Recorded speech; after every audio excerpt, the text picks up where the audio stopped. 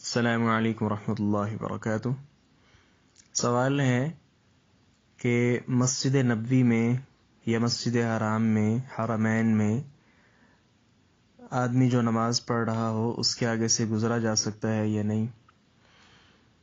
اس کے جواب میں اللہ کے نبی صلی اللہ علیہ وسلم کی حدیث ہے، آپ نے ارشاد فرمایا اذا كان احد يصلي بالناس واراد احد ان يمر بين يديه فليدفعه۔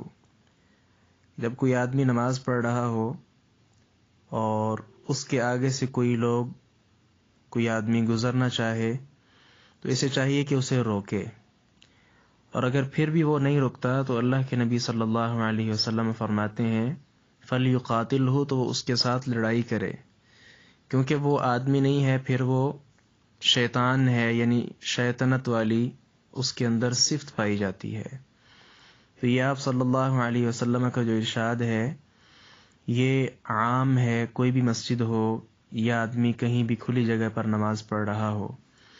یہاں پہلی بات یہ یاد رکھیے کہ جو آدمی بالخصوص حرمین میں نماز پڑھ رہا ہے سترے کا اہتمام کرے، باقی بھی سترے کا اہتمام ضروری ہے، حتیٰ کہ شیخ البانی رحمہ اللہ نے لکھا ہے، وہ جو صحیح ابن خزیمہ کی روایت ہے کہ لا تصلی الا الی سترہ، نبی علیہ السلام ارشاد فرماتے ہیں کہ تو نماز نہ پڑھ مگر سترے کی طرف ہی۔ تو وہاں شیخ البانی رحمہ اللہ نے لکھا ہے کہ بغیر سترے کے نماز پڑھنا یہ نماز کو توڑ دینے والی چیز ہے، تو بغیر سترے کے نماز فرماتے ہیں کہ یہ باطل ہے، دوبارہ نماز پڑھی جائے گی۔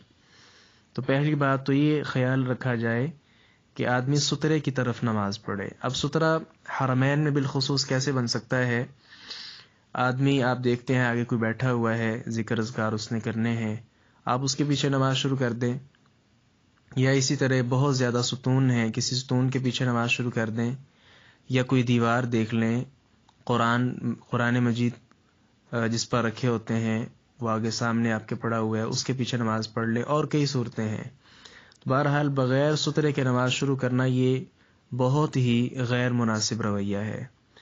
دوسری بات جو آگے سے گزرنے کے حوالے سے ہے، اور ایک روایت میں آپ یہ بھی جانتے ہیں نبی علیہ السلام ارشاد فرماتے ہیں کہ آدمی کی نماز جو توڑنے والی چیزیں ہیں ان میں سے ایک خاتون کا گزرنا بھی ہے۔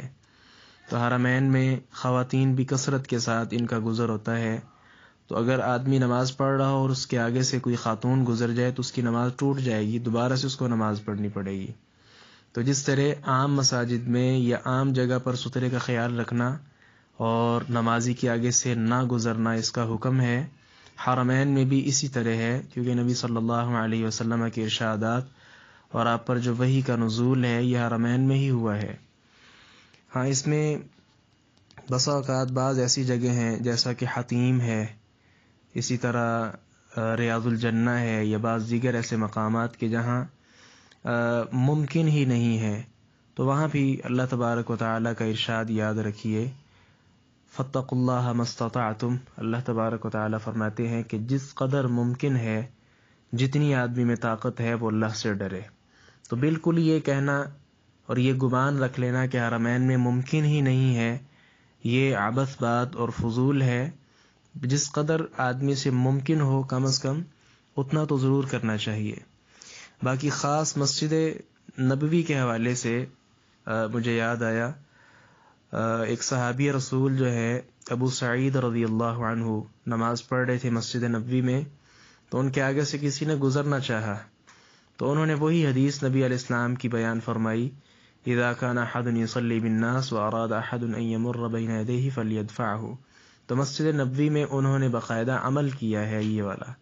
تو اس سے بھی ثابت ہوتا ہے کہ وہ مسجد حرام ہو، مسجد نبوی ہو، یا کوئی بھی جگہ ہو، نمازی کے آگے سے گزرنا نہیں چاہیے۔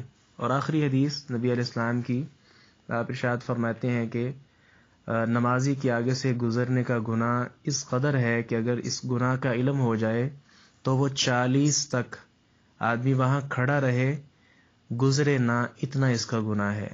صحابی کو آگے شک ہے کہ آپ نے 40 دن کہا یا 40 مہینے کہا یا 40 سال کہا، چلیں کم از کم 40 دن بھی ہو، تو اتنی ایمرجنسی بلکہ اس کو ختم کیا گیا. 40 دن تک اگر آدمی کو وہاں رکنا پڑے تو وہ رک جائے، لیکن اس گناہ کو اپنے سر پر نہ لے، اتنا گناہ ہے آگے سے گزرنے کا.